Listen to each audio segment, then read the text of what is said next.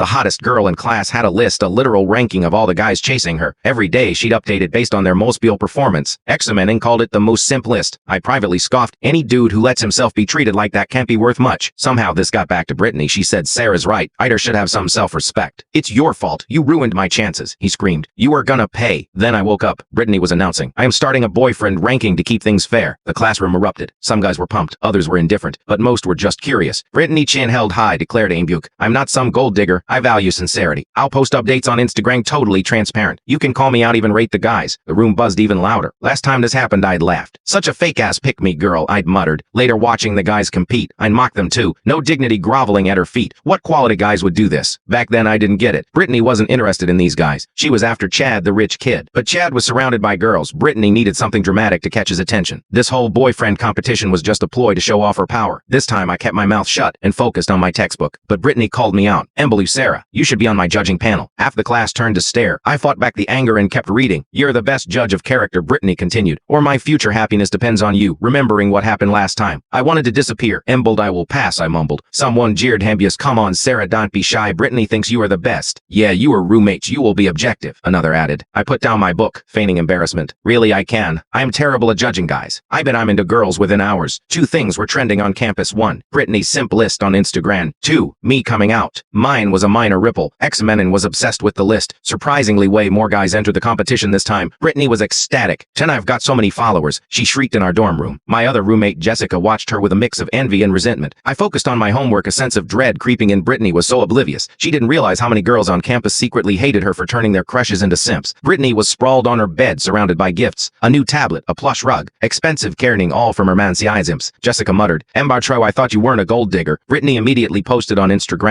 Are a few everyday gifts considered gold digging now? Were my parents too generous, or are some people just not used to being loved? She added a crying teddy bear. Mitt, Jessica's phone buzzed. She glanced at it, her face flushed, then grabbed it and ran out. She returned a few minutes later, eyes red. Ida, where to is wrong. Our other roommate, Ashley asked. Jessica bit her lip and pulled her bed curtains closed. We heard muffled sobs. Brittany chirped into her phone. I'm not mad. Is this your true love? Because I'm seeing a lot of goncha and true love around here. Vita Fleischers. BC's is more sincere. Fiber. My pen paused, but I didn't look up. Later, Brittany announced. They're taking us to my quay tonight. XMN's coming. On the they being the simps, obviously. Jessica ignored her. I wrinkled my nose. Munchar Cobra, not my scene. No matter how much Brittany pushed, I refused. Finally, she gave me a knowing look. Nento, Sarah, I never knew you were into girls. Are you fun jealous? Jealous of what? I asked, genuinely confused. Brittany ticked off her fingers.